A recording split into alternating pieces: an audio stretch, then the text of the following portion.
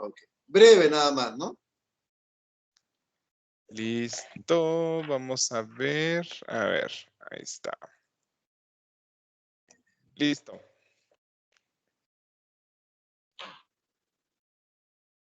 Listo. Hola. Bien. Qué bien, sí. Hola, ¿qué tal? Buenas noches con todos, todas y todes. Mi nombre es Antonio Capurro, fundador de Plural Latam, y para mí es un orgullo y un placer poder abrir este foro VIH, como lo hemos llamado, en conmemoración del Día Mundial de la Lucha contra el VIH-Sida. El tema del VIH es algo que todavía tenemos que trabajar, recordar y sensibilizar. En tal sentido, estamos aquí con el equipo de trabajo de Plural Latam, que está conformado por... va a pasar la diapositiva, creo, o en el... Vamos a pasar la diapositiva en este instante.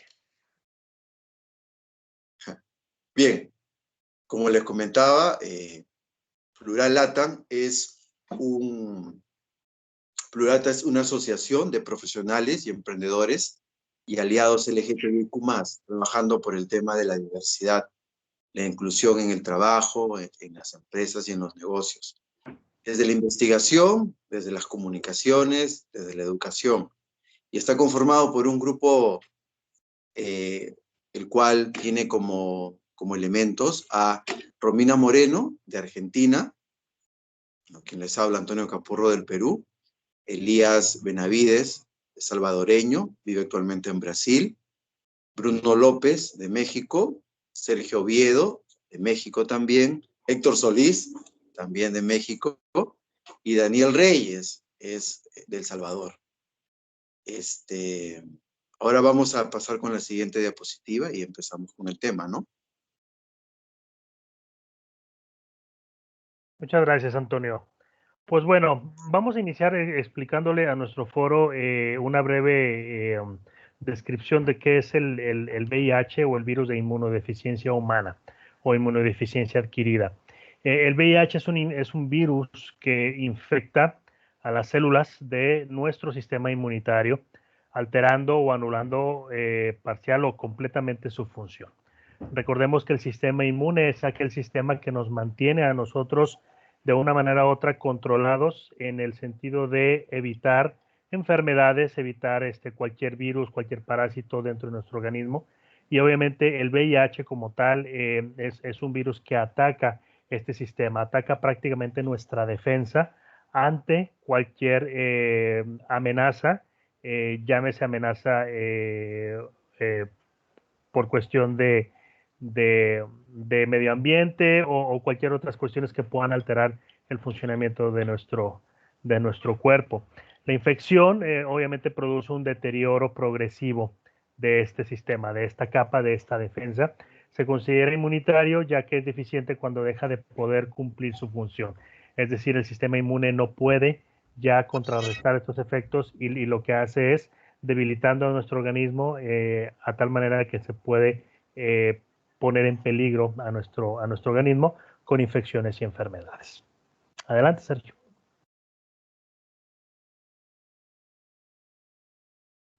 Ahora bien, ya obviamente que explicamos qué es el virus, que es aquel agente que se reproduce, asimismo que es inmunodeficiente, es decir, afecta al sistema inmune, y que es humano, es decir, solo puede afectar a los seres humanos, ya cuando el sistema se deteriora, cuando el organismo no puede ya con este virus, es cuando se viene a dar la parte del SIDA.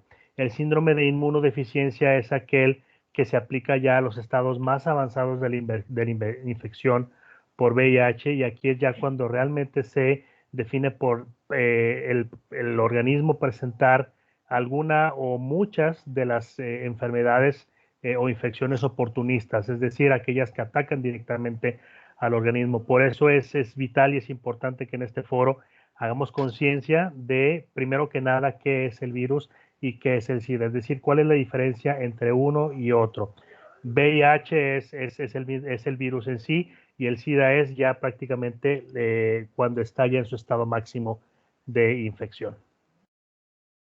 Adelante, Bruno. Sergio. Muchas gracias, Héctor y Antonio. Pues como bien lo mencionan, este foro de Pluralata, y qué bueno que lo estamos trayendo a la mesa, es un foro de recordar, de honrar a aquellas personas que tal vez han perdido la batalla o hoy en día tienen esta enfermedad y que es muy importante no dejar de lado y olvidarlo, ¿no? Es siempre importante recordar que seguimos en lucha contra esta enfermedad desde hace 30, 40 años y que todavía falta mucho por recorrer, no solo en materia médica, también en materia de laboral, que es muy importante, al menos a nivel Latinoamérica, es una oportunidad muy fuerte que tenemos como sociedad y cultura, y pues obviamente también la parte de estigmatización y educación, ¿no? Que a veces por falta de información o desinformación tenemos algunos preconceptos o juicios que nos hacen tomar decisiones tal vez no muy acertadas o inclusive hostiles contra gente que tiene este virus. A diferencia tal vez del virus de moda como el COVID, este virus se transmite por situaciones muy específicas y muy particulares, es decir, no es aeróbico, no se transmite por el aire, ni con el contacto, ni siquiera con un beso, ¿no? Un abrazo. ¿Cómo no se transmite? Creo que es lo primero que tenemos que platicar. ¿Cómo no se transmite este virus? Bueno, no se transmite a través del aire y el agua. No porque tal vez tú le tomaste el vaso de alguien que tiene este virus o que tal vez nadaste en el mar, en la alberca o te bañaste en la misma regadera, lo vas a contraer.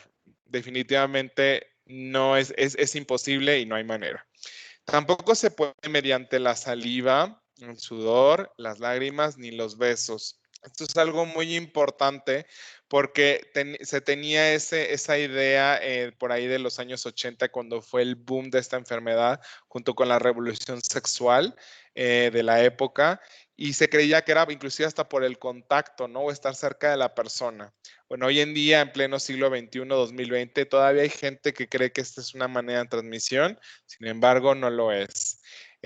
Tampoco se pueden transmitir por picaduras de insectos o mordida de animales, ya que es un virus que solo reside en el humano y aunque un mosquito picara a una persona con VIH y después picara o se alimentara de una persona que no tiene el virus muere al salir del organismo, no puede estar fuera, no puede oxigenarse y pues obviamente no se puede transmitir. Tampoco es transmisible al compartir el inodoro, ni alimentos ni bebidas. Por lo mismo, la saliva no es un conductor ni un transmisor de este virus, ni tampoco la orina. Enseguida les voy a platicar un poquito de los canales que sí, y van inclusive desde los más comunes hasta los más raros o inclusive los muy poco probables. Con base en fuentes de Fundación Huésped, en los varones a nivel mundial, el 46.9 de las personas del género masculino o varones contraen el virus por medio de relaciones sexuales con otros varones. El 43.2 lo contrae con relaciones sexuales con mujeres. El 0.7 por medio de drogas inyectables y el 8.2 no se ha determinado. ¿Por qué es importante esto? Recordemos que también históricamente esta enfermedad se atribuyó exclusivamente al espectro LGBT, ¿no? Se creía en los años 80 que solo las personas trans, sexoservidores, homosexuales y lesbianas eran portadores de este virus cuando realmente cualquier persona en el mundo lo puede contraer, independientemente de su orientación sexual, identidad de género y etcétera.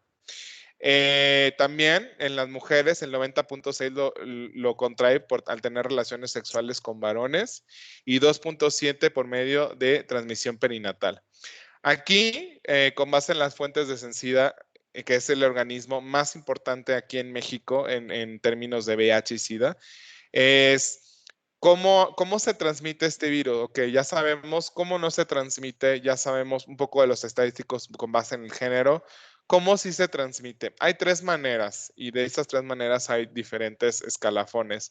El primero, pues obviamente es por medio de la transmisión sexual a través de prácticas sexuales de alto riesgo, quiere decir sin condón, ya se hace vaginal o anal.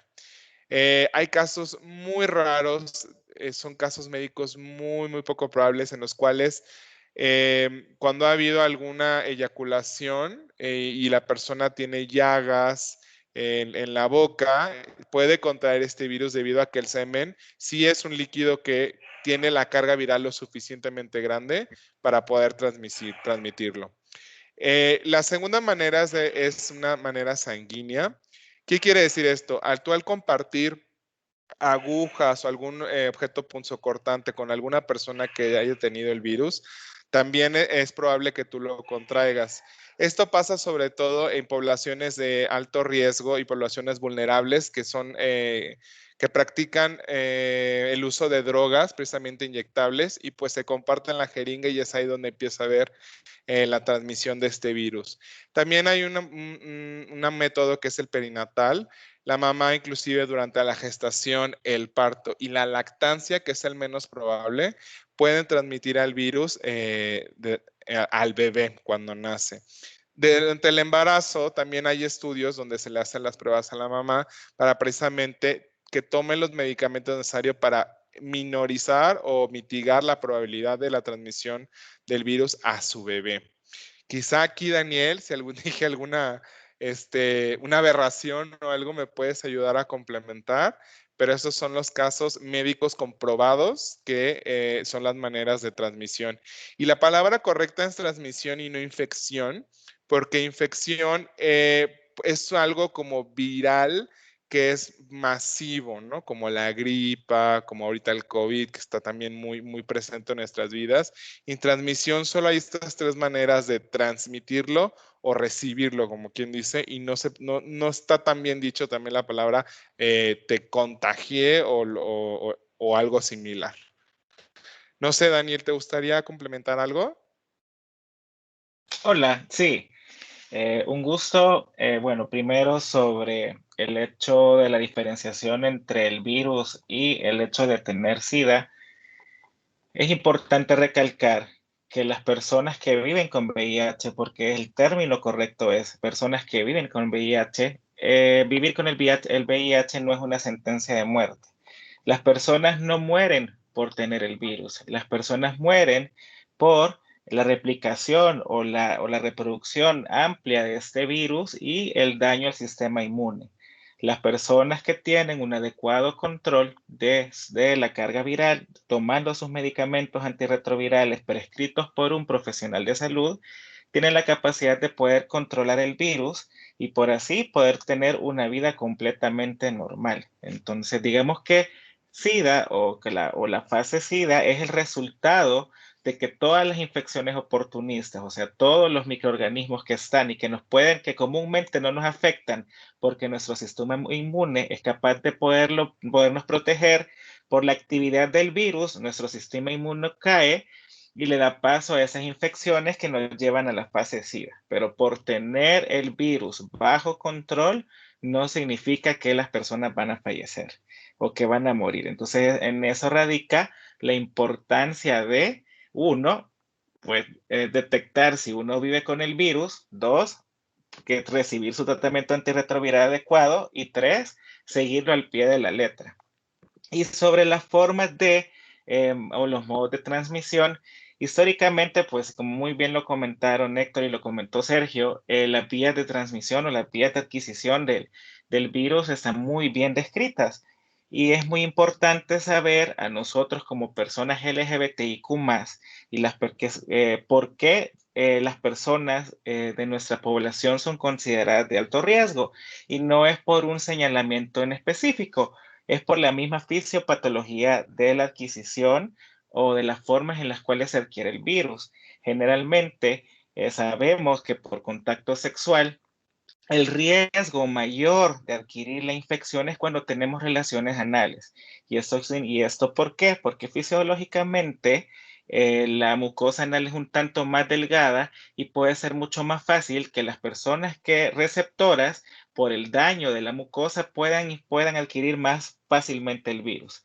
Por eso se conoce que las personas receptoras en el sexo anal tienen un chance del 0.5 al 3.4% de riesgo con respecto a otras poblaciones, siendo ese el riesgo más alto dentro del grupo de las personas que tienen transmisión vía sexual. Las personas que son las personas o los que nosotros llamaríamos los top, o las personas que son insertan o insertivas, se conoce en el término médico, cuando tienen sexo anal tienen un riesgo de infectarse, o perdón, de adquirir la infección de una persona positiva, que sea la persona receptiva, de 0.06 a 0.16, o sea, es como 4 veces menos el riesgo de una persona insertadora, o una persona activa, como lo conocemos muy bien en nuestra terminología LGBTIQ+, de adquirir la infección de una persona, en este caso sería pasiva o receptora, que conviva con el virus.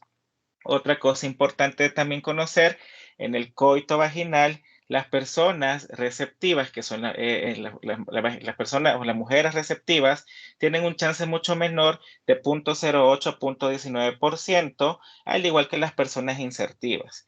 Y muchas veces nos preguntan a nosotros, ¿el sexo oral es tan frecuente o no es tan frecuente? Generalmente se considera que es casi nula el riesgo de que una persona pueda contagiar o pueda adquirir la infección por medio del sexo oral, pero sí se ha evidenciado y va a depender, mencionan algunas estadísticas que es 13 veces menos frecuente que el resto de tipo de prácticas sexuales, pero que generalmente va a depender mucho de si hay lesiones subyacentes tanto en la cavidad y en la mucosa oral como a nivel de pene, ¿sí? O en la mucosa vaginal, dependiendo del tipo de práctica que se pueda realizar.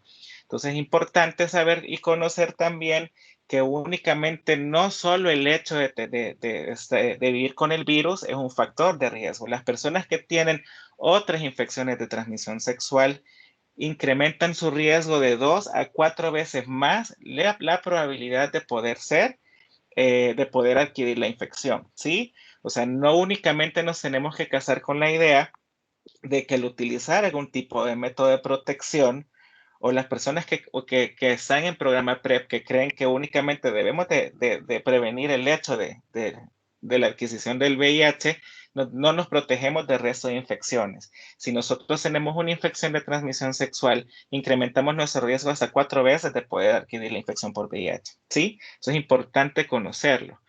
Y en las personas que utilizan drogas inyectables, como muy bien lo mencionaba Sergio, que sí va a depender mucho, que es como muy variable el número que puedan tener. Y sobre la transmisión fetal, generalmente, y esto es también para borrar un poquito de estigmas, las mujeres que viven con VIH, que desean tener una familia y desean tener hijos, pueden hacerlo perfectamente, siempre y cuando reciban su tratamiento adecuado y lleven su tratamiento adecuado y sus controles durante todo el embarazo, ¿sí? Si es una mujer que desconoce su estado serológico, o sea, que no sabe que vive con VIH y se da cuenta en cualquier momento durante el embarazo, ya es un reto para los profesionales para los y las profesionales de salud, que para poder establecer aquellas estrategias para disminuir el riesgo de que el producto, o sea, su bebé, pueda adquirir la infección durante la gestación, al momento del parto y por la lactancia materna. Es importante saber que si una mujer no recibe ningún tipo de medida preventiva durante el embarazo, parto y posterior, tiene el chance de pasar la infección o pasar el virus a su bebé en un 50%. Pero si sigue todas las medidas y las recomendaciones durante el embarazo, parto y lactancia materna, que en este caso es el uso de fórmulas, ese 50% se reduce a menos del 1%, ¿sí? Entonces, por eso no hay una contraindicación de los embarazos para las mujeres que viven con VIH y las personas que quieren tener una familia. Entonces es importante saberlo. ¿En qué momento se da más chance de que se puedan transmitir durante el embarazo? Pues generalmente es un 8% de riesgo durante el embarazo es un 12% de riesgo aproximadamente al momento del parto si no se sigue ninguna medida preventiva, y es hasta un 25% si ese bebé recibe lactancia materna. O sea que tiene más chance de adquirir la infección al momento de la lactancia materna por la constante exposición a la carga viral. Pero esto va a depender mucho del factor carga viral, control de infección y seguimiento del tratamiento seguimiento al pie de la letra del tratamiento de las madres. Es importante hablar sobre estas formas. Un punto importante: antes, cuando no había ningún tipo de filtro, era muy común y muchas personas adquirieron el virus por medio de transfusiones. Sí, eso fue a los comienzos de la pandemia del VIH en los años 80 y 90. En la actualidad hay muchos métodos ya estandarizados para las personas que donan sangre de poder tamizar o poder descartar y realizar pruebas pertinentes a los productos que se transfunden para poder evitar o disminuir casi a cero la adquisición del virus por medio de las transfusiones. ¿Sí? Eso es importante porque muchas personas aún creen que el hecho de que te puedan transfundir sangre o algún otro tipo de producto va a incrementar tu riesgo. El riesgo existe siempre y cuando esos productos no sean manejados de forma adecuada durante la preparación, pero en la mayoría de países, bueno, casi todos los países, eso ya está estandarizado. Sí hay un riesgo, pero es bien mínimo si sigue todas las recomendaciones. Y en la actualidad es casi nula la infección por medio de las transfusiones sanguíneas. Muchísimas gracias, Daniel. Y qué bueno que platicas esto, como desmitificando ciertos conocimientos de cultura general, que entre comillas voy a decir, que todo mundo medio sabemos o pensamos o inferimos si no estamos muy documentados en el tema, ¿no? Oye, ¿qué pasa si, no sé, tengo algún tratamiento médico y revisan la sangre y hay filtros y a poco cualquiera puede donar? O sea, son cosas que, como bien decías, son escenarios que pasaron a principios de la pandemia porque la misma ciencia estaba aprendiendo, era mucha prueba y error, pero hoy en día eso ya es rarísimo, si no es que imposible que pase. Muchas gracias. Nos vamos a mover ahora en aspectos generales. Te devuelvo la palabra, Héctor. Muchas gracias, Sergio. Gracias. Y Daniel, muchísimas gracias por darnos esta información. La verdad es muy oportuna y sobre todo que nos ayuda, como comenta Sergio también, agarro sus palabras como mías, el realmente contar con la información y realmente hacer conciencia, porque realmente desconocemos todavía a la fecha ciertos datos y sobre todo la información que es pertinente, ¿verdad? Así que pues yo a título personal te lo agradezco mucho. Y específicamente esto, en cuestión de la información que estamos compartiendo, a mí me gustaría mucho compartir con este foro los estigmas que actualmente seguimos en nuestra sociedad, incluso dentro de la misma comunidad, teniendo hacia todas aquellas personas, seres humanos que contraen la enfermedad. Primero que nada, los estigmas. Aquí llamamos un estigma. Dentro de precisamente el VIH-Sida, nos referimos a todos aquellos prejuicios, las actitudes negativas y sobre todo el abuso que como sociedad, como seres humanos hacemos hacia las personas que viven con el VIH o que ya tienen la manifestación del SIDA. En estudios disponibles en información de ciertas fuentes como la Organización de las Naciones Unidas, se estima que 50% o más de la población tiene actitudes discriminatorias hacia las personas que tienen esta enfermedad. Hablando solamente en México, se estima de que 3 de cada 10 personas que viven con VIH lamentablemente se han abstenido de usar servicios de salud durante específicamente, por ejemplo, la pandemia de COVID, por temor a sufrir discriminación. Y hoy por hoy seguimos teniendo con esta discriminación. ¿Por qué se tiene esta discriminación?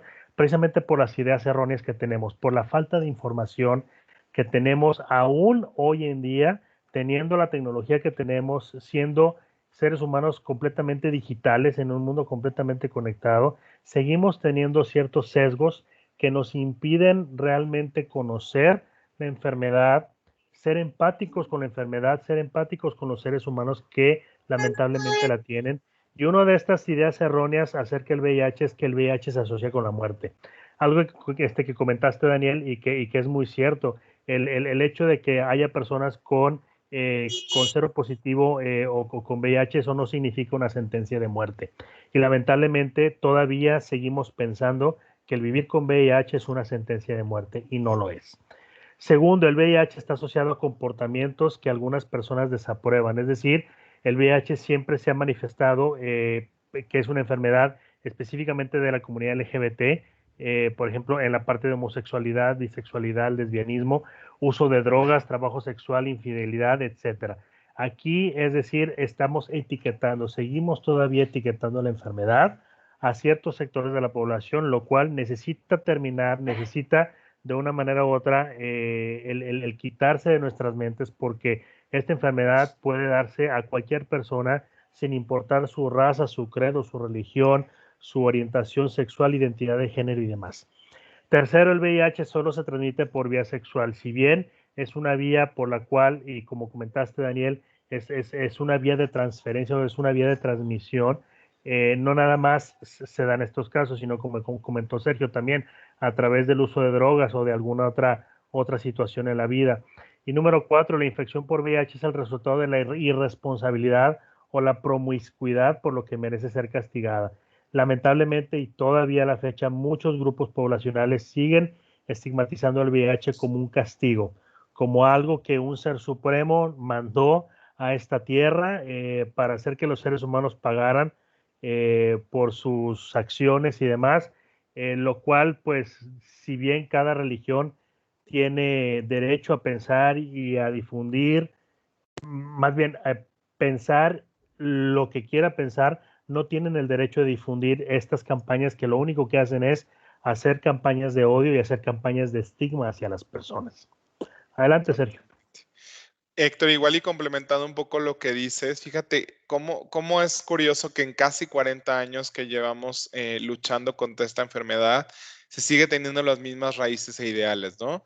Es de un sector en particular, es debido a ciertas prácticas, nació de esas prácticas o una irresponsabilidad, cuando en realidad se debe tratar como cualquier otra enfermedad, ¿no? Como el cáncer o como algunas otras patologías que no están tan estigmatizadas porque no están relacionadas a un acto sexual o un consumo de ciertas sustancias, ¿no? Está muy, muy marcada la diferencia y no hay un comparativo. Automáticamente cuando alguien decide compartir su estatus, recibe muchísimo, por lo general, muchísimo rechazo familiar, social, laboral, económico, cultural. ¿Por qué? Porque no se entiende la enfermedad, porque se asocia con algo muy personal y a la vez tan público que es tener relaciones, ¿no? Qué interesante que en 40 años no hemos podido evolucionar eso, pero ahí vamos, ¿no? Ahí vamos poco a poco a nivel LATAM,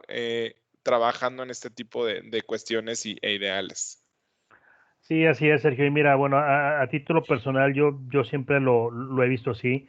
Desde que empecé a investigar más del tema, incluso a tener amistades con la enfermedad, a compartir y a ser empáticos con ellas y a vivir el proceso con ellas, de una manera u otra es como uno también va haciendo conciencia.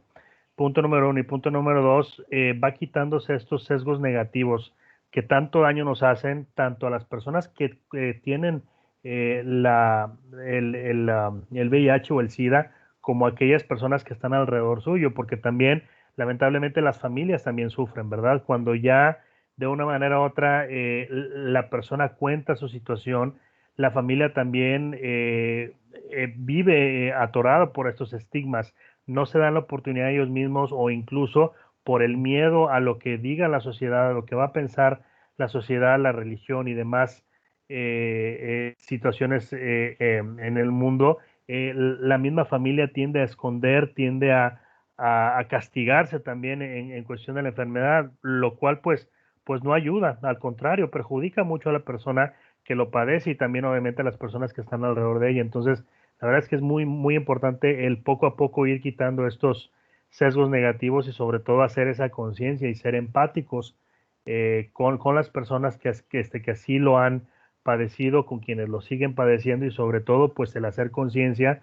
en nuestros jóvenes y en toda la población, no nada más en la comunidad LGBT, que el VIH existe y que de una manera u otra tenemos que ser conscientes de propagar la información, pero información verdadera, información que no estigme, información que no dañe, que no perjudique a las personas, porque estamos hablando de un ser humano, estamos hablando de personas que tienen sueños, de personas que buscan la felicidad como cualquier ser humano, y el hecho de tener esta enfermedad no debe ser un motivo para desalentarlas o para hacer que sus sueños no se cumplan o que sigan viviendo su vida con normalidad, como lo comenta Daniel.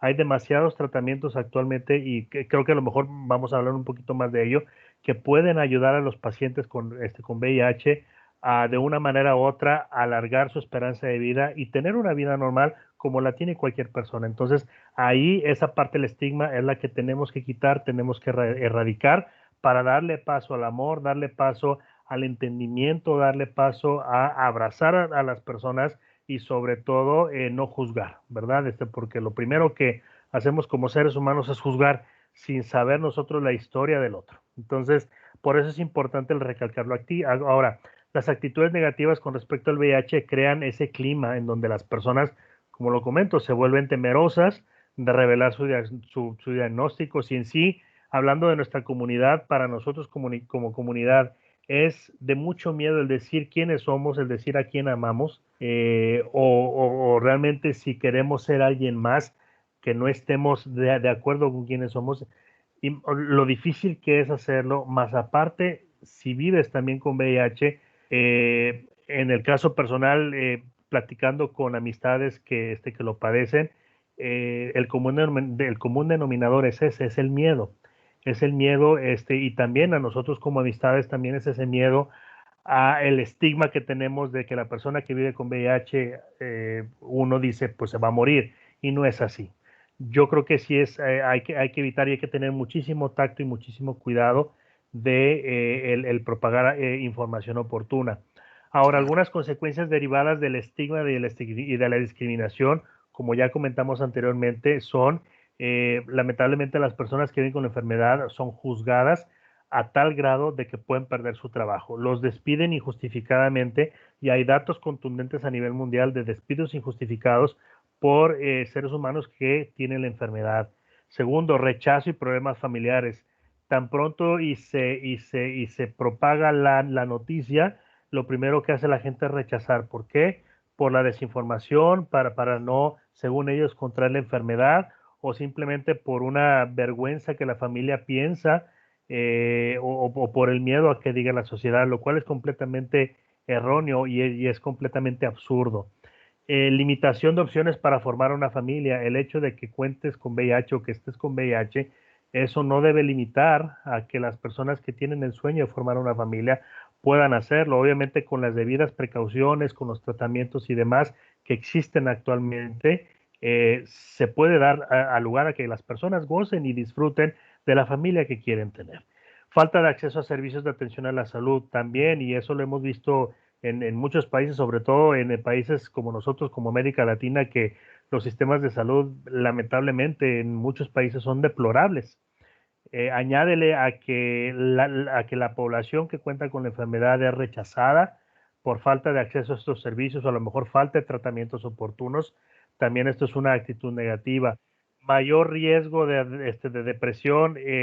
Yo no me atrevo a hablar específicamente de este punto, sin embargo, en lo que yo he conocido, lo que yo he convivido con mis amigos y amigas que han padecido de esta enfermedad, los he acompañado y me he dado cuenta que sí, es un evento que sí marca, es una situación que obviamente marca a la persona en su seguridad en sí misma, en su sociabilidad, en su sentido de vida o sentido de pertenencia, a tal grado que pueden llegar momentos de depresión o sucesos de depresión. Por último, un trato sin respeto y dignidad a la persona que vive con VIH.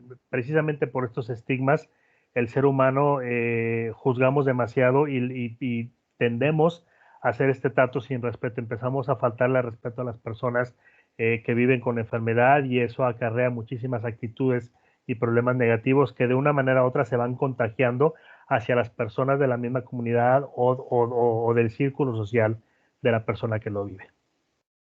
Adelante. Totalmente. Muchas gracias. Y pues bueno, ¿qué podemos hacer para erradicarlo? Muy simple. Primero que nada, al menos a título personal, yo así lo veo, difundir la información. Primero que nada es difundir información oportuna, información real, información de fuentes confiables, llámese de CONCIDA, llámese de la misma Organización de las Naciones Unidas, de organismos locales gubernamentales que son expertos en la materia y sobre todo que sean organismos que propaguen la información sin sesgos, que propaguen la información a manera de educar a la gente y sobre todo hacer conciencia, para disminuir, número uno, el miedo y cambiar de actitud, poco a poco ir cambiando.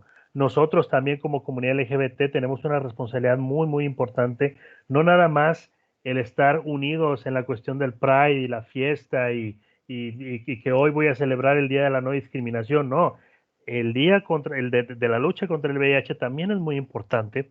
También debemos, si bien no celebrar, es más que nada hacer conciencia que debemos protegernos, hacer conciencia que para las personas que ya lo tienen, apoyarles, estar ahí a su lado, de una manera u otra compartir y sobre todo ayudar a otros a que entiendan que no debemos juzgar y sobre todo debemos hacerles entender que el VIH no se propaga por un abrazo, por un beso, que no se propaga por convivir con la persona, o sea, realmente el hacer conciencia en todos. Empoderar a las personas para que también las personas que viven con el virus o que ya están dentro de la etapa de SIDA, empoderarlas para que ellos conozcan de sus derechos, para que si de alguna manera u otra se sienten violentados en ellos, sepan con quién acudir, a dónde acudir, cuando se violen esos mismos derechos y que ellos sepan que hay un marco jurídico que los pueda amparar ante casos de discriminación. Y también incluir en el sistema de salud estrategias para prevenir el estigma y la discriminación, lo cual, Daniel, yo te aplaudo muchísimo en tu área y a todos aquellos que hemos estado detrás, cada día los esfuerzos que estamos haciendo para que la gente conozca y sobre todo que los sistemas de salud cuenten con esas estrategias para evitar estos estigmas y discriminación que hagan que se sigan violando los derechos humanos de las personas. Y yo pondría un cuarto elemento, para mí el cuarto elemento y para mí es el más importante, es el amor y la empatía hacia las personas, que todos somos seres humanos y que el simple hecho de tener una enfermedad de cualquier tipo, llámese cáncer, llámese COVID, llámese VIH, etcétera, eso no nos hace ni mejores ni peores personas, no nos hace menos personas, al contrario, son los momentos en donde más uno como ser humano necesita el apoyo de otros seres humanos para salir adelante, donde necesitamos como familia salir adelante y sobre todo tener un lugar en donde podamos expresar cómo nos sentimos, expresar las emociones y los sentimientos que pueden provocar este tipo de enfermedades, las cuales si yo las explayo, si yo tengo la manera de contar con alguien que me apoye, me puede ayudar a ser más llevadero.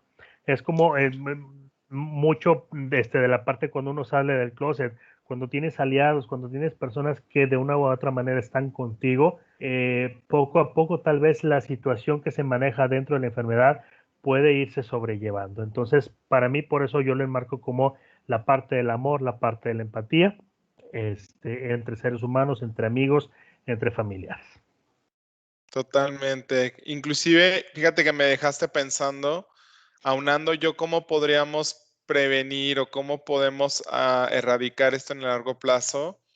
Creo que también entra una responsabilidad individual, ¿no? Cada uno de nosotros somos responsables de nuestra salud, ya se hace que comamos bien o que comamos fritangas o que durmamos lo que tengamos que dormir. O sea, en todos los aspectos de nuestra salud, que es un espectro muy amplio, también está esa responsabilidad de individuo de estar consciente de tu estado, o sea, de tu estatus de VIH, si eres positivo o negativo, y con base en eso tomar acciones, ¿no? Ok, no tengo el virus, ¿cómo lo voy a seguir previniendo? Pues uso preservativo, evito situaciones de riesgo, etcétera, etcétera. Si lo tengo que, acudo al médico, que a veces es muy fácil decirlo, ¿no? Porque como bien lo mencionas, no todas las personas tienen acceso a un servicio de salud público, de calidad y gratuito. Pero sí es cierto que ya hay muchos programas, al menos a nivel México, y lo vamos a ver ahorita con la parte de estadística con los demás países, como inclusive, y quizá Daniel nos pueda ayudar un poquito más a rato, como el intransmisible, el indetectable es igual a intransmisible, ¿no? Cómo este tipo cómo ha evolucionado la enfermedad y cómo evolucionan estos métodos de prevención. Pero vamos a la siguiente slide. Vamos a comenzar la parte de estadísticos, números. Es bien importante saber los números para saber cómo ha ido avanzando hemos ido ganándole la carrera al VIH-Sida en estos últimos 40 años. Platícanos un poquito, Ek. Muchas gracias, Sergio. Bueno, esta es información que viene por parte de la Organización de las Naciones Unidas. Es un censo que proporcionaron y es información que está a todo el público. El primer mapa es información de hace 2 años. Aquí lo importante es, bueno, a nivel visual, en el mapa es ver a nivel mundial cómo está distribuida toda la parte de la infección, obviamente. Y sobre todo aquí lo único que hay que recalcar, y lamentablemente siguen aumentando pues los casos. Sin embargo, creo que pues se están haciendo los esfuerzos necesarios para seguir combatiendo la enfermedad y sobre todo proporcionar la información, hacer conciencia a la gente, y también pues los servicios de salud siguen todavía trabajando para una cura, siguen elaborando protocolos de salud en donde se están haciendo investigaciones constantes, investigaciones donde se pueda dar de una u otra manera con la cura del mismo. Sé que en información que ha salido en los últimos meses en Internet hay ciertos estudios que están un poco más avanzados, más adelantados. El personal de salud obviamente cuenta con esta información. Sin embargo, se siguen haciendo los esfuerzos y redoblando esfuerzos para que de una manera u otra se encuentre con una cura definitiva al virus y sean más y más personas las que tengan acceso a él. Aquí no voy a andar mucho en detalle, simplemente es nada más alrededor de 26 millones de personas tenían acceso a la terapia antirretroviral, es decir, contaban con ese protocolo o con ese acceso a los antirretrovirales antes del cierre de junio del 2020. Alrededor de 38 millones de personas viven con el VIH en todo el mundo. Esa información al cierre del 2019. 1.7 millones de personas contrajeron información al cierre del 2019. Y más y más personas, obviamente, hay otros datos, obviamente, de cuestiones de fallecimientos. Sí son números muy alarmantes, sin embargo, esto nos sigue dando la tarea a todos de seguir trabajando en conjunto por seguir desarrollando protocolos, por seguir desarrollando foros, actividades para hacer mayor conciencia, cuidarnos, como bien lo mencionaba Sergio. Sin embargo, es bueno tener acceso a los datos, no es bueno esconder la información, al contrario, si nosotros proporcionamos la información de una manera u otra y que sea información fidedigna, podemos ayudar, ¿verdad?, de una manera u otra a tratar de contrarrestar los efectos, y es importante que todos tengamos acceso para hacer conciencia. Adelante. Muy bien, muchas gracias, Ek. Pues yo les voy a platicar un poquito de la imagen de México y cómo están los números aquí en este país.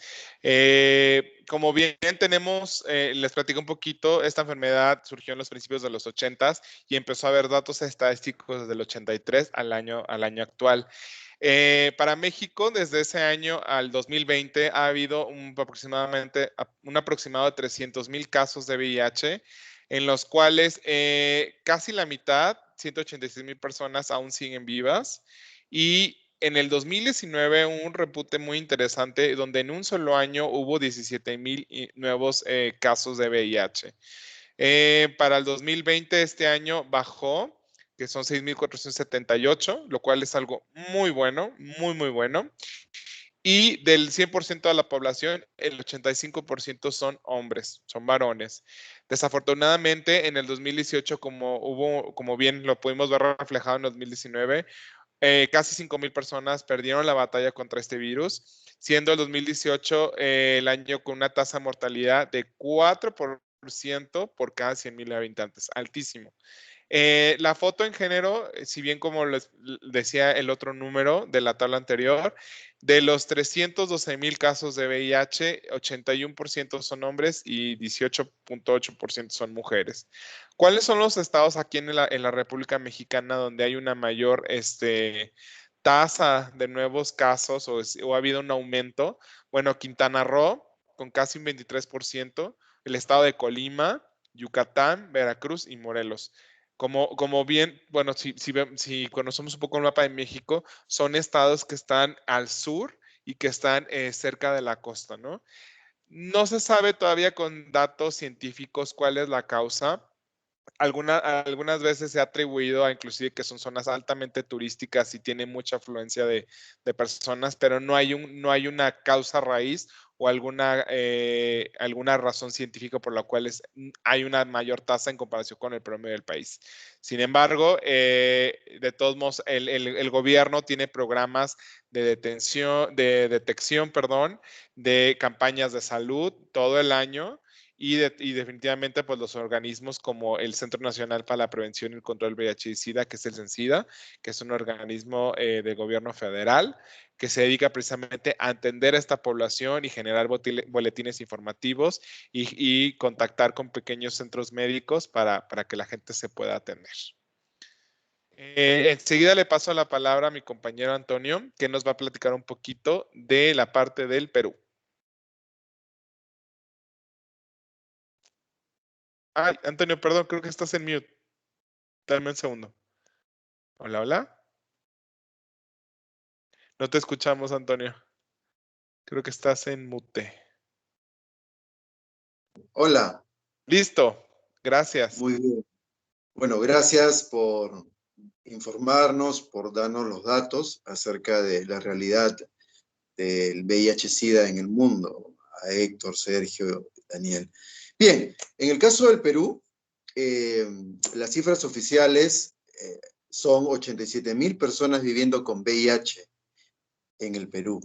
La forma de transmisión más frecuente son las relaciones sexuales no protegidas, es decir, no tienen sexo seguro, y esto es el 98%, ¿no? La prevalencia es baja, el 0.3%, son datos del MINSA, del Ministerio de Salud. El diagnóstico se da a más de la mitad en los casos de jóvenes entre los 20 a 34 años. En un 55% de esta población de jóvenes entre 25 a 35 años de edad se encuentra en Lima, la capital del Perú. El tratamiento universal se da desde el año 2004 y más o menos a unas 69,628 personas viviendo con VIH. Esto suma el 86% del total de la población que dije anteriormente, de 87,000 personas viviendo con VIH-Sida. Bueno, también informa el doctor Carlos Benítez, quien es el director del tema del VIH-Sida. Él dice que una debilidad del MINSA es comunicar e informar, ¿no? Parece que esa es una debilidad fuerte, ¿no? Hace falta mejores campañas, más efectivas, y que la población conozca cuáles son las formas de transmisión y qué debería hacer para cuidarse o para prevenir. En el caso del LGBTIQ+, se dice que hay un 30% personas trans y un 10% de hombres que tienen sexo con otros hombres, como es que lo califican en el caso de las personas que no se identifican necesariamente con ser gays, ¿no? O bisexuales. Todavía se asocia a tener el VIH a ser una persona trans o homosexual o gay, ¿no? Pese a que se informa, según el director del MOL, el Movimiento Homosexual de Lima, de aquí registro estos datos, dice que hay una disminución del estigma, ¿no? Pero en los jóvenes se observa una falta de información y una falta de temor frente al virus. Se relajan los cuidados tanto en el diagnóstico como en el tratamiento dentro de esta población de los más jóvenes. También menciona que en el caso de los gays pasa por una doble salida del closet, ¿no? Porque es revelar el diagnóstico y revelar que eres gay, ¿no? O sea, que eres VIH positivo y que eres gay. De ahí que viene el estigma. Con el COVID y la saturación de los centros sanitarios, se redujo este año en un 58% la detección de nuevos casos. AHF, que es una ONG, Perú Wellness Center Lima, informa que entre enero y octubre de este año, el tamizaje dio de 20.000 personas, dio como nuevos casos 1.475, que la cifra es inferior a la del año pasado. El año pasado se hicieron 50.870 pruebas rápidas y se detectaron 3.365 casos nuevos. Bien, y quisiera hablar el lado de la ley, ¿no? ¿Qué es lo que dice la ley? En el Perú, con el tema de la discriminación laboral, ¿no? Ustedes saben que se han informado de casos de discriminación laboral por ser VIH positivo o por tener el SIDA, ¿no? Entonces, la ley es llamada la ley contra SIDA y es la ley 26626. ¿Qué dice esta? Dice que no se debe exigir ninguna prueba de diagnóstico del VIH como requisito para acceder o permanecer en un trabajo. Entonces está prohibido. Tampoco puede ser despedido o por ese motivo, ¿no? Se declara en este caso, si eres despedido de tu trabajo por ser un portador o VIH positivo, el despido es nulo, ¿no?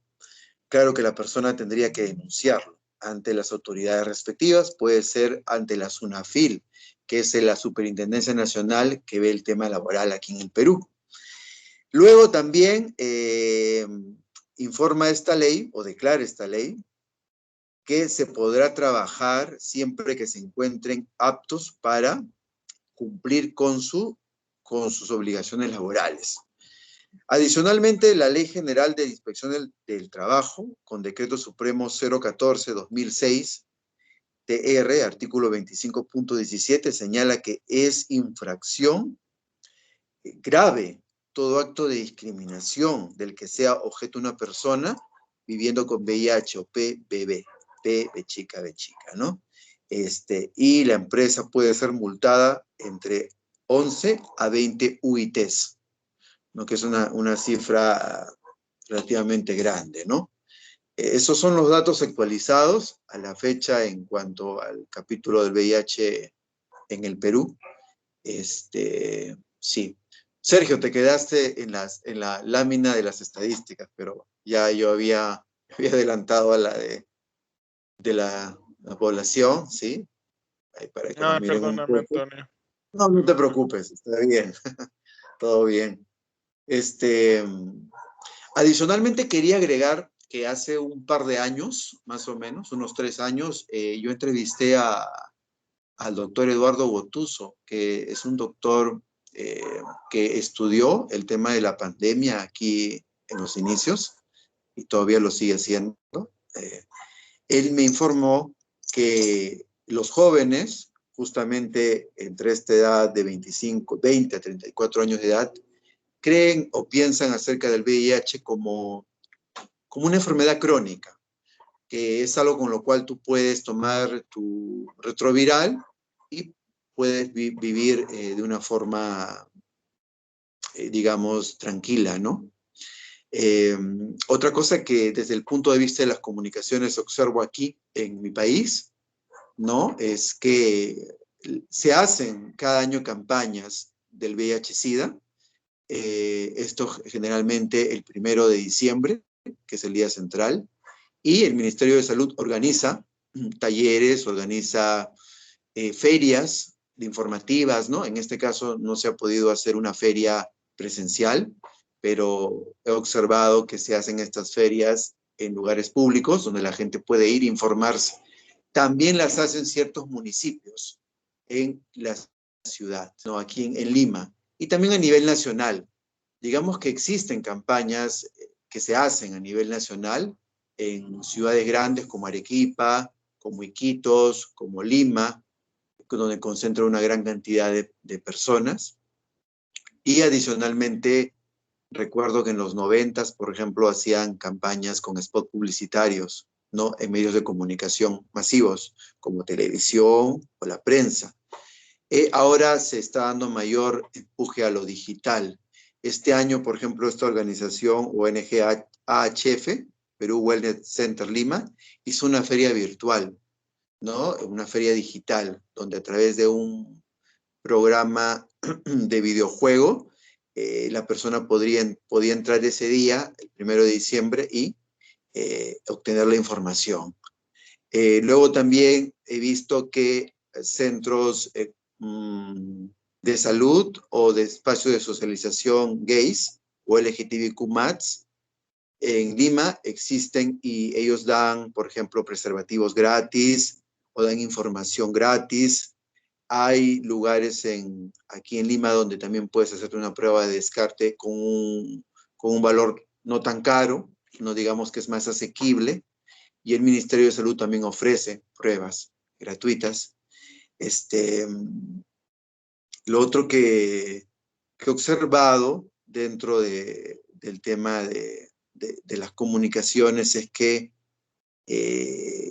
me parece que deberían hacerse campañas todavía masivas, ¿no? Donde se hable más del tema, porque se informa también en medios de comunicación digital que, por ejemplo, hay casos, no son muchos, pero existen casos de personas que todavía podrían discriminar por la falta de conocimiento acerca del tema. No sé, de repente vi la información en una foto y se hizo viral aquí en el Perú, donde se grabó a un diálogo, una foto de personas que decían que en un centro de salud no deberías utilizar la misma bandeja, ¿no? De comida de una persona que tiene VIH o algo parecido. Entonces, todavía se deberían hacer estas campañas de sensibilización, pienso, porque a veces tenemos toda la información en la web, pero no nos informamos de forma adecuada, ¿no? Eso para completar un poco el campo de lo que he observado, lo que veo en el tema del VIH-Sida aquí en mi país. Sí, gracias por su atención. Gracias, Antonio. Y qué importante, y me encanta que lo recalques. Tenemos la información en internet súper a la mano, pero no necesariamente es la mejor, ¿no? O es la correcta. ¿Cómo hacemos el uso de la información? Depende mucho de la intención que tú traigas, ¿no? A veces es desprestigiar, a veces es dañar a alguien cuando no es certero, cuando no es cierto, pero como la gente no sabe qué es verdadero y qué no, pues se va con el camino más fácil, ¿no? Muchísimas gracias por recalcar esta parte bien importante que es no desprestigiar, desmitificar, o sea, desestigmatizar, porque es cierto que aún sigue pasando en todo el mundo y especialmente pues en nuestra cultura latinoamericana, ¿no? Esta parte la iba a platicar mi compañera Romina, pero por motivos personales no pudo estar aquí. Pero, pues bueno, en Argentina todos sabemos que también es uno de los países más grandes de la región. Al día de hoy, pues hay 136,000 personas que viven con VIH-Sida y el 98% fue adquirido por relaciones sexuales. Algo bien importante que no habíamos tocado los estadísticos es que hay personas que lo tienen y no lo saben. Y eso es algo bien importante. Y va muy de la mano con lo que comenté, ¿no? Es nuestra responsabilidad personal saber tu estatus serológico, saber tu estatus referente a esta enfermedad, porque nadie está exento, ¿no? Hacerte tus pruebas regulares, por lo menos 2 veces al año. Si tienes alguna práctica de riesgo, pues acudir con tu médico. También tener a alguien de confianza con quien se lo puedas platicar, ¿no? Que eso es algo bien, bien importante. Y bueno, otro dato también que aquí nuestra compañera nos comparte es que 34 personas trans de cada 100 tienen VIH. O sea, estamos hablando que una tercera parte de la población trans en Argentina tienen este virus. Entonces, ¿qué podemos inferir o qué podemos ver con los datos? Que es de las poblaciones más vulnerables que tienen este virus, ¿no? Y creo, sin miedo a equivocarme, es un escenario que se replica en muchos países de Latinoamérica. ¿Por qué? Porque por lo general es muy dado en la población trans de que se dediquen al sexo servicio, entonces pues a veces desafortunadamente tienen prácticas de riesgo y se llegan a infectar, ¿no? También es un sector muy particular a la población que carece de recursos, por lo mismo que está excluida y discriminada sistemáticamente, económicamente, laboralmente, y aunando a que aún esta enfermedad, pues lo hace muchísimo más difícil. También algo que nos comparte aquí nuestra compañera es que 60,000 personas reciben tratamiento antirretroviral desde el sistema público, lo cual es algo muy bueno, pero si se fijan, no llega ni a la mitad de los 136,000. Vámonos a la parte de los estadísticos con mi compañero Elías en Brasil. Adelante, Elías.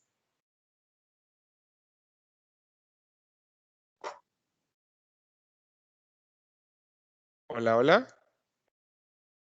No te escuchamos, Elías. Disculpa. Ahora Listo. sí. Gracias. Buenas noches. Sobre los datos estadísticos de Brasil, hoy estimamos acá con 866,000 personas que viven con el VIH aquí en el país. Esos son datos del Ministerio de Salud y son datos divulgados del año pasado, a fines del año pasado. Y según las estadísticas, como pueden observar, allí está el histórico desde que estos datos están registrados en caso de los casos no notificados, ¿no? Y hoy pues se considera que esa tasa de detención está en torno del 17,8% a cada 100,000 habitantes y considerarse estable en la cuestión de la epidemia acá en Brasil. Referente a los últimos años, se ve realmente que hay una tendencia a la caída en relación a los números y también tenemos los datos de 2020, son datos hasta junio de este año, y que ahí llegan a prácticamente a menos del 50% si lo comparamos con el dato de 2019. Otros datos también que no los puse allí en el slide, pero los voy a comentar, es en relación a cómo se da la transmisión, ¿no? Por increíble que parezca, la transmisión en percentual, tenemos que la transmisión entre hombres, ¿no?, homosexuales, es del 14,3% al 13,2% ahora en el 2020. Y en las relaciones heterosexuales es bien interesante porque hay un aumento considerable de esta tasa, mientras que la homosexual estaba el año pasado en 14,3%, la heterosexual apuntó a casi 25% y ahora está en 23%. Esto significa justamente cuando estábamos hablando de los estigmas, ¿no?, que se cree que, bueno, que solamente la población LGBTQ+ es la que realmente es la causadora, vamos a decir así, de todas esas esas situaciones y números. Y vemos que aquí, por lo menos en Brasil, las cosas son han diferido bastante, ¿no? En relación a las tasas de defunción, también tenemos un decréscimo. Hemos estado prácticamente allí de 2008 con una tasa de 6.2 y después de 10 años llegamos a una tasa de 5.4 y el año pasado cerramos con 5.0% sobre 100.000 habitantes en cuestión de la tasa bruta de mortalidad. En relación a la cuestión acá de cómo se da todo el proceso, tanto de registro como del tratamiento en sí, tenemos que el programa se implantó aquí en Brasil en los finales de los años 80, cuando se comenzaron a registrar los datos, y desde entonces, pues, felizmente, todos los cambios que han habido de gobiernos, el programa se ha mantenido fuerte, o sea, sí, hemos tenido un desempeño que los cambios de gobierno no han afectado el programa de tratamiento, no han afectado el programa al acceso al servicio público de salud exactamente para el programa de VIH-Sida, o el acceso a los medicamentos o procedimientos auxiliares como tratamiento psicológico, programa de vacunas, tratamientos estéticos u otros tratamientos complementarios, así como el acceso a exámenes médicos. Tenemos un programa bastante coheso, bastante consistente, ¿no? Y pues yo tengo un gran amigo acá que es mi médico infectólogo incluso, y es venezolano, y siempre platicamos sobre esto, ¿no? Y él me dice, bueno, en Brasil tenemos el Ministerio de Salud que trata de las otras enfermedades y el Ministerio de Salud que trata exactamente del programa. Y bueno, yo se los digo porque yo vivo esto, ¿no? Ya muchos años y realmente pues acá tenemos un tratamiento accesible del servicio público para las personas que lo requieren. También hay algunas cosas que voy a agregar aquí en términos de leyes. También tenemos una ley que protege a las personas LGBT, a las personas que viven con VIH, SIDA. Es una ley de 2014 a donde estamos cubiertos, pues, contra la discriminación laboral, contra la negación a tener un empleo, un trabajo, ¿no? A la segregación en el ambiente de trabajo o en las escuelas, en el medio académico, así como también se prevé el derecho a la privacidad, ¿no? De tu condición de ser portador del VIH, y a la recusa o a la dificultad de tener acceso al atendimiento de salud pública. Algunas conquistas también que hemos tenido acá en Brasil en relación al tema, que me parece importante citar. Una cosa reciente que sucedió el año pasado fue que se revogó totalmente la prohibición de que la población LGBT y más de donar sangre, o sea que ahora ya no existe, se puede donar sangre sin ningún problema. Nosotros teníamos esa restricción, entonces ya no existe esa restricción, es contra la ley ahora. Otro punto también importante que ya existe a muchos años, yo diría que a más de 10 años, es el impuesto a la renta. Cuando hacemos la declaración anual del impuesto a la renta, el gobierno aprobó la posibilidad, o sea, es posible en el propio, cuando estás haciendo tu declaración en línea, por ejemplo, ahora, ¿no? Sobre todo, puedes declarar que eres portador del VIH o que vives con SIDA, y eso, eso el Ministerio de Hacienda lo recibe, ¿no? Y tu declaración va a ser procesada con prioridad, serán los primeros lotes de procesamiento para que si tú tienes derecho a la restitución del impuesto a la renta, tú vas a recibir ese dinero antes. Somos los primeros a recibir la restitución normalmente siempre en el primer procesamiento después de que se termine el plazo de entrega, ¿verdad? Porque se entiende que con ese dinero pues se ayuda a que la persona tenga un ingreso o que pueda usar ese dinero pues para su tratamiento o para lo que le sea necesario de su vida personal, ¿verdad? También tenemos otro derecho acá garantizado ya algún tiempo, también yo creo que unos 10 años a más, es que podemos utilizar nuestro fondo de pensión a cualquier momento.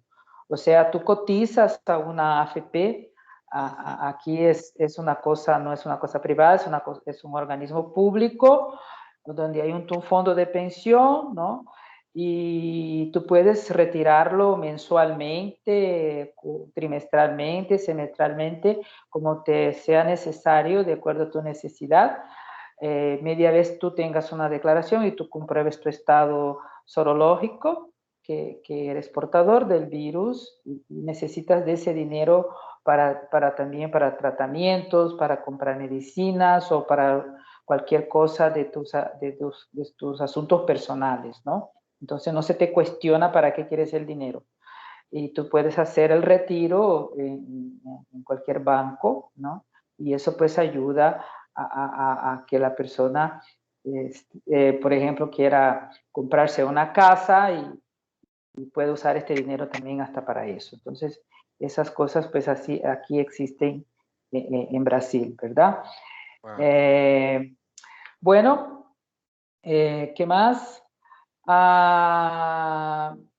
Todavía faltan datos estadísticos, no sé si después vamos a volver a tocar el tema sobre algunas otras cuestiones. Sí, Yo claro, tengo podemos hacer aquí, un cierre. sí, Sí. sí, bueno, está bien, ok.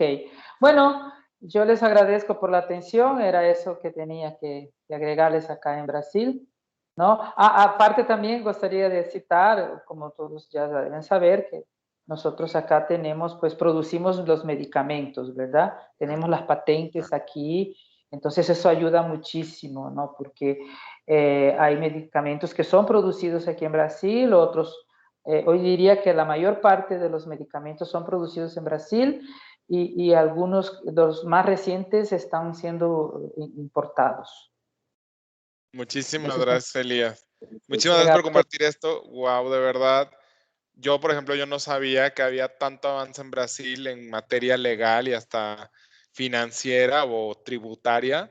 Qué maravilloso saber que un país tan grande que atacó este problema con una población también pues muy, muy significativa y ha generado estos apoyos o incentivos a población vulnerable, ¿no? Vamos a hacer un cierre, ya nada más terminamos con la parte de Dani y hacemos un pequeño cierre y un pimponeo de ideas para cerrar. Adelante, Dani. Gracias. Hola, ok. Bueno, nosotros en El Salvador, según datos del Ministerio de Salud de El Salvador, que es el ente que realmente regula toda la información con respecto a las personas que viven con VIH en nuestro país para el 2017, se estimaron que iban alrededor de 24.583 personas con VIH. De todas estas personas diagnosticadas, únicamente el 49% de las personas que viven con VIH reciben tratamiento antirretroviral. Esto da pie a realmente cuestionar el motivo por el cual el porcentaje es tan bajo con respecto a lo que sí se debería estar recibiendo y probablemente o justificamos que el porcentaje sea bajo, uno, porque no tenemos toda la gama de tratamientos antirretrovirales disponibles para el manejo de esta morbilidad en nuestro país. Y dos, porque las guías no están las guías actualizadas sobre el manejo de las personas que viven con VIH en nuestro país. Generalmente aún en nuestro país se condiciona el inicio del tratamiento antirretroviral a las personas que viven con VIH de acuerdo a el estado inmunológico. En la actualidad sabemos que desde 2015, de acuerdo a los lineamientos de la Organización Mundial de la Salud, todas las personas que viven con VIH, todas, absolutamente todas, deben de recibir tratamiento antirretroviral al momento que se corrobore el diagnóstico, ¿sí? Entonces, es importante también recalcar que igual el número de personas identificadas anualmente, que son casos nuevos de personas que viven con VIH en nuestro país, se ha mantenido constante a partir del año 2014, con un pequeño incremento alrededor del año 2017, pero que han bajado y se ha mantenido alrededor entre los 1.006, 1.200, 1.300 casos nuevos anuales. Esto puede variar mucho porque sabemos que en países como El Salvador o países de Latinoamérica en la cual los servicios de salud, y es lo que mucho se ha estado repitiendo en esta plática, los servicios de salud no son amigables para las personas que viven con VIH. Muchas veces las personas pueden estar presentando las manifestaciones clínicas de una infección grave y una enfermedad grave, y no asisten a los servicios de salud para poder ser diagnosticados. Uno, y dos, el inicio temprano del tratamiento antirretroviral y el sondeo rápido sobre las complicaciones que pueden estar presentando. Probablemente podamos tener nosotros aquí en El Salvador más casos subregistrados de personas que viven con VIH. Es importante saberlo. Un dato que nos ha plasmado aquí en la presentación es que realmente cómo está la distribución de acuerdo a sexo aquí en El Salvador, y generalmente sabemos que la relación de personas que viven con VIH en El Salvador es una relación hombres 1.5, mujeres 1. Eso significa que son más hombres los que se diagnostican aquí en El Salvador que viven con VIH con respecto a mujeres. Y de acuerdo a datos de nuestra población LGBTIQ+, en El Salvador aún no contamos con datos específicos reales de las personas que viven, las personas de nuestra población LGBTIQ+, que viven con VIH. Muchos de estos datos que se toman en cuenta o que se encuentran disponibles en Internet son aproximaciones o digamos que cálculos generales de acuerdo a la población base, y realmente no conocemos. Hay muchos programas y muchas iniciativas de salud que buscan no únicamente trabajar el tema de VIH y poblaciones LGBTIQ+, sino que también buscan trabajar en hacer servicios de salud más amigables para las poblaciones, para nuestras poblaciones aquí en El Salvador. Probablemente más adelante empecemos a conocer con más a detalle cuáles son los números reales de las personas LGBTIQ+ que viven con VIH aquí en El Salvador. Es importante recalcar también otro punto importante sobre la distribución o la epidemiología de VIH en El Salvador, que las poblaciones, cuál es el rango de poblaciones en el cual se encuentran más concentradas las personas que viven con VIH. Generalmente es entre los 20 a los 44 o 49 años de vida. O sea que las poblaciones jóvenes, las poblaciones productivas, las poblaciones que realmente tienen un mayor capacidad de poder tener vida sexual activa son las poblaciones que más se diagnostican en nuestro país. Entonces es importante que se tome en cuenta para que las poblaciones blancas de los programas de desestigmatización y trabajo de prevención, manejo y seguimiento de personas que viven con VIH en nuestro país deben de estar enfocadas para estas poblaciones. Solamente. Muchísimas gracias, Dani. Voy a dejar de presentar y ahora voy a grabar nuestras hermosas caritas en la junta. Una foto para en Instagram, para las redes sociales. Claro, claro, por supuesto. Vamos a hacer un pequeño cierre para cerrar nuestro primer foro aquí en Pluralata. Quizá alguna conclusión que les gustaría dar o algunas preguntas o comentarios. Yo, por ejemplo, le voy a hacer una pregunta a Elías porque él está en Brasil y la verdad a mí me encantó todas estas medidas que nos compartió. yo quizá tengo una pregunta un poco extraña o abstracta. Elías, ¿tú crees que Brasil tiene estos apoyos o tiene una cultura más consciente del VIH porque tiene una cultura más abierta al sexo? Por ejemplo, yo en mi experiencia personal me causó un shock cultural fortísimo, que iba en el metro, iba a Avenida Paulista y ahí había un super contenedor de condones, gratis, totalmente gratuito. Y yo iba con un amigo mío, muy buen amigo mío, y me dijo, ah, sí, es que, o sea, el gobierno hace todo lo posible para que la gente se cuide. Y gratis, o sea, para que precisamente no haya excusas de, no es que no me dio tiempo, no es que está caro, no es que lo que sea. Entonces, a mí me encantó porque dije, wow, o sea, qué abierta es la cultura y sobre todo el vivir, el estar un tiempo allá, pues la gente es muy abierta referente a su sexualidad, a qué le gusta, a qué no le gusta.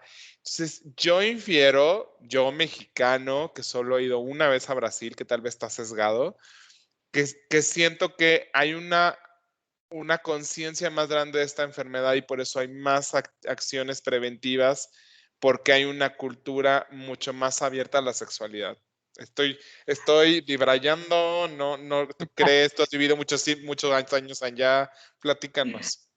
Sí, bueno, yo creo que todo comenzó cuando el gobierno de la época, en los finales de 1980, me recuerdo muy bien, comenzó a estructurar el programa y eso fue una iniciativa de la primera dama de la República que se llamaba, que en paz descanse, doña Ruth Cardoso, que era la esposa del presidente en la época, Luis Enrique Cardoso.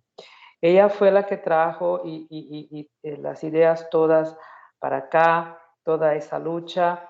Ella implementó los programas en el Ministerio de Salud. Yo en esa época tenía un gran amigo que trabajaba justamente en el ministerio y él tuvo la oportunidad de trabajar en la elaboración del programa, ¿sabes?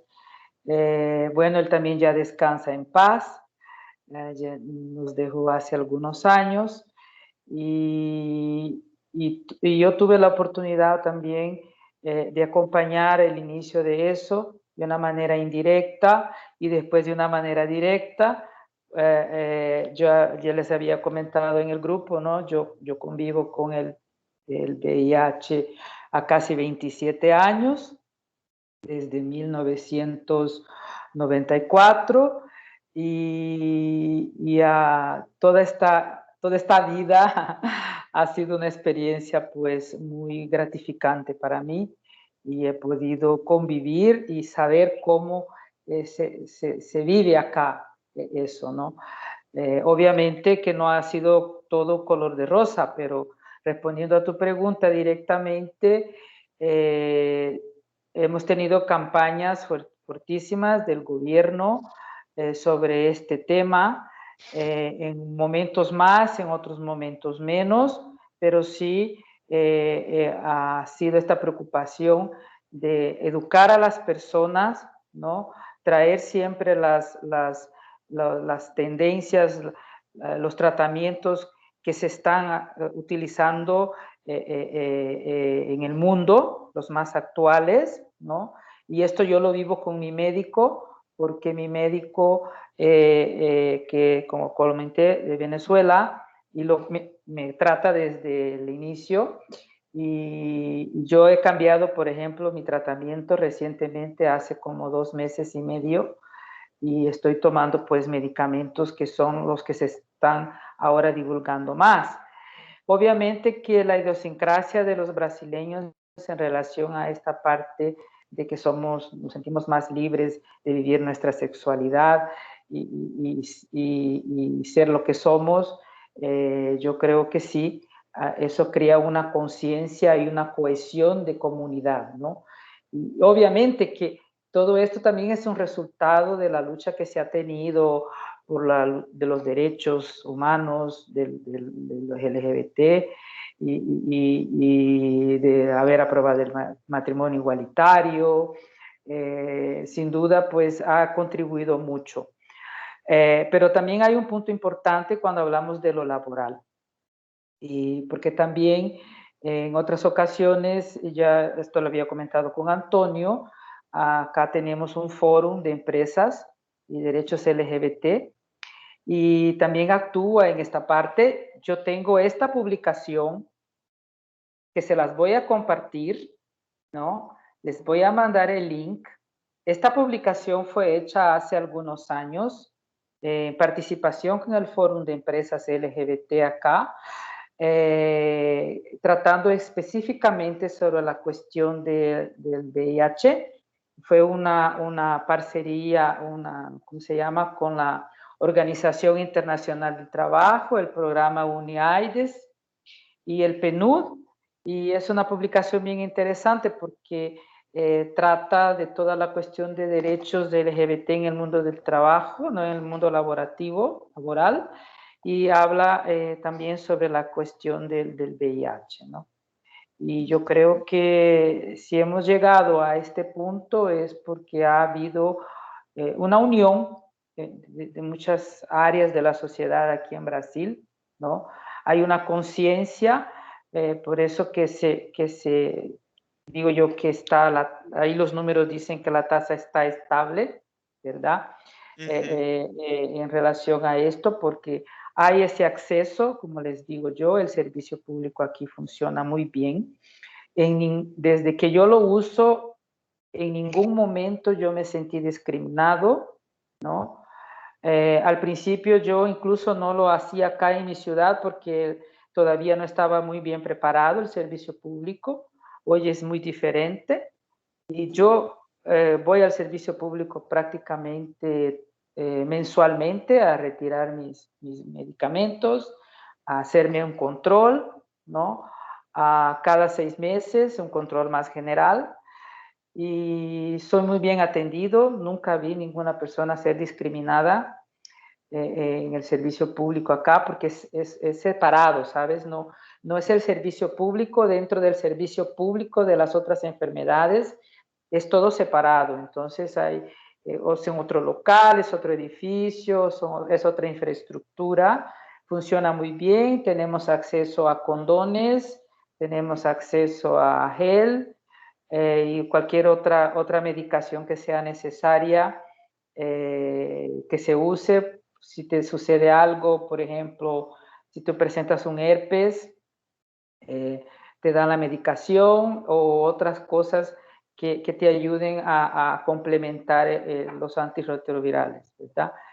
Y como te digo, pues el hecho de el Brasil producir sus medicamentos por la quiebra de patentes, ¿no? Tenemos acá un organismo muy importante científico que se llama Fiocruz, que es la Fundación Osvaldo Cruz en Río de Janeiro, que es la más importante en el sentido de que a través de este organismo se quebraron las patentes y el Brasil comenzó a producir la mayor parte de los medicamentos, ¿no? Y algunos sí son importados, no se producen aquí, pero todos tenemos acceso. Es un acceso sin ningún tipo de burocracia, solo te llenan algunos papeles y te llevan un control, ¿no? Con tu ficha y ya está, pues, tranquilo, ¿no? Yo sé que no habrá tiempo yo les compartirles mi experiencia laboral como sorológico positivo, ¿no? Pero sí, también ha sido una experiencia muy interesante, en momentos muy positivos, en otros momentos no tan positivos así, pero sí, yo de lo que veo en empresas, grandes corporaciones que hacen parte del foro, por ejemplo, tenemos muy claramente este compromiso y hay una educación fuerte en estas empresas sobre el tema, ¿sabes? ¿No? Totalmente. Muchas gracias de verdad, Elías, de corazón, por abrir tu persona, abrir tu corazón, abrir tus sentimientos y tu ser. Es algo que nos sentimos, y puedo hablar por todos, muy honrados, muy agradecidos de Gracias. verdad. Gracias. Y qué maravilla y qué dicha compartir esto en este foro lleno de amigos, lleno de gente, ¿no? De gente que estamos en el mismo canal y que buscamos eso, ¿no? Demostrar que más allá de las etiquetas y mucho más allá del estigma y de la discriminación, somos gente, somos personas, somos profesionistas, somos hijos, somos hermanos, somos padres, somos de todo. Entonces, muchas gracias de corazón, de verdad, y gracias Ah, por compartirnos nada. tu vista desde tu trinchera y desde la Sí. cultura en la que vives, a pesar de que no es la tuya con la que naciste, es la con la cual te has desarrollado y es maravilloso. Me encanta que tengas esta multiculturalidad, caridad, ya me trabé. Y pues muchas gracias por compartir. No Sí. sé, Antonio, Dani, ¿alguien más? Pues Sí. una cosa más, perdón, para concluir, gracias igual Elías por compartir con nosotros. Nada. Bueno, es importante que nosotros como personas LGBTIQ+, nos normalicemos el hecho de que convivimos todos con personas, o sea, todos estamos compartiendo y vivimos con personas que viven con VIH. Todas las personas LGBTIQ+, nos debemos nosotros mismos o mismas el hecho de conocer más sobre el padecimiento, ¿sí? Empoderarnos de herramientas, de cuidarnos y de cuidar a las personas que amamos también. Y realmente correr una responsabilidad del hecho de saber que si nosotros tenemos algún factor de riesgo, ya sea prácticas sexuales de riesgo, uso de chemsex, uso de drogas inyectables, saber que estamos obligados a tener que ir a servicios de salud y testearnos constantemente. Obviamente para poder iniciar una terapia antirretroviral de forma temprana y también comunicárselo a nuestras parejas, ¿sí? Que es importante también. Considero que el mejor ejemplo de una persona plena que vive con VIH, que realmente, pues sí, es lo que las personas que trabajamos en la rama de salud queremos demostrar al resto de personas y borrar el estigma es la forma en la cual nos ha contado Elías. Las personas que viven con VIH realmente no tienen ninguna barrera con respecto a realizar su vida en ninguna forma y la única barrera que existe es el estigma y la discriminación de las demás personas que desconocen realmente que al final todos somos iguales, independiente vivamos o no vivamos con VIH, seamos o no seamos diversas, ¿sí? Entonces, ese sería como mi pensamiento final. Igual, agradecerles por la invitación y ponerme a sus órdenes para cualquier otra actividad que también quieran compartir. Gracias. Gracias, Dani. Antonio, platícanos. Yo quisiera agregar que me gustaría que en el campo de las comunicaciones, desde el Ministerio de Salud, desde organizaciones también civiles, ¿no? Y el tema LGTBQ se pueda mostrar estos nuevos ejemplos, ¿no? De personas viviendo con VIH que tienen una vida normal, que pueden trabajar, que pueden tener un aspecto social positivo, ¿no? Yo creo que eso ayudaría mucho a que las personas comiencen a desmitificar, ¿no? A quitar el estereotipo. Justamente lo conversaba la otra vez con Daniel en un live que tuvimos juntos. Y agradecer que Elías pueda compartir su experiencia con nosotros, ¿no? De ser una persona viviendo con VIH. Todavía hay prejuicios, tabúes, estereotipos. Es más, yo por un largo tiempo no sabía mi estatus, ¿no? Serológico. Y era también por un tema de miedo, de temor, de desconocimiento. Así que hasta un día me dije a mí mismo, pues yo ya no quiero estar en la ignorancia y quiero realmente saber cuál es mi estatus, ¿no? Así que fui y me hice una prueba y todo bien. Pero sé que todavía existe prejuicio y ese prejuicio solamente lo vamos a romper, yo pienso, visibilizando también. ¿no? Visibilizando el estatus, visibilizando lo que pensamos y lo que sentimos, pero partiendo de la información adecuada, no desde la ignorancia, que es lo más peligroso que existe. Y agradezco a todos por participar. Ahí, de repente, Bruno quiere agregar algo. Pues bueno, yo estoy un poquito ronco, discúlpenme. Yo por eso no participé tan activamente en el foro de esta ocasión. Pero la verdad es que les agradezco muchísimo a todos la investigación tan interesante, el recabar tantos datos tan importantes. Yo creo que y poderlo compartir con la gente, yo creo que es sumamente valioso. Al igual que todos, yo creo que la experiencia de Elías, el que abra su corazón y el que nos comparta cómo vive todo lo que pasó, realmente también es sumamente valioso. Entonces, yo la verdad, nada más les pongo su estrellita a todos y 10 puntos por haber hecho su investigación tan interesante y tan exhaustiva. Muy bien, Miss, gracias por la estrellita Muchas gracias. en el kit. Dice estrella.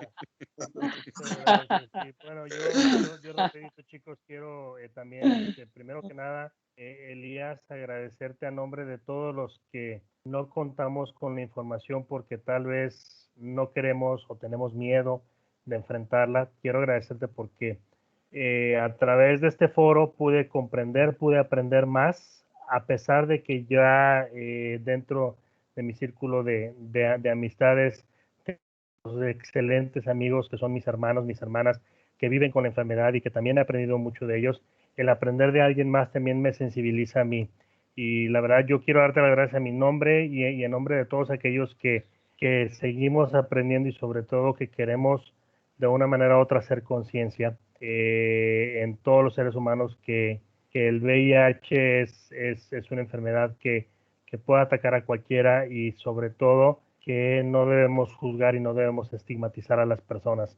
Que como lo comenté antes, todos somos seres humanos, todos venimos a este mundo, así lo considero yo. Mi pensamiento es ese, de una manera u otra venimos a cumplir una misión. A través de muchas cosas, a través de muchos pasajes en nuestra vida, tal vez llegamos a cumplir esa misión. Tal vez esa misión es dolorosa, tal vez esa misión nos llena el camino de baches, de ciertas cosas negativas. Sin embargo, a través de lo que venimos a trabajar en este plano físico, ayudamos a otros, nos ayudamos a nosotros mismos. Somos maestros de alguien y creo que cada uno de nosotros con nuestro aporte, con nuestras vivencias, con lo que hemos aprendido, con lo que hemos conocido, podemos ser maestros de muchos. Yo a todos los considero mis maestros. ¿Por qué? Porque de cada uno de ustedes aprendo, en especial de ti, Elías. Gracias de verdad por compartir y abrir tu corazón. Gracias. Estoy muy, muy, muy contento, sobre todo porque es algo que estamos externando de una manera abierta, lo cual debería ser así, tal cual, ¿verdad? Sin tapujos, sin miedos. Sin embargo, pues bueno, son cuestiones que por el miedo a veces evitamos hablar, entonces el hacer conciencia de ello, pues la verdad es muy bueno. Así que yo les agradezco también a todos. Como dice Bruno, agarro mi estrellita y también pues agradezco a todos por la estrellita y pues gracias. Gran foro. Y también Daniel, gracias por los datos médicos. Muchísimas gracias porque información como la que nos presentaste también nos ayuda muchísimo.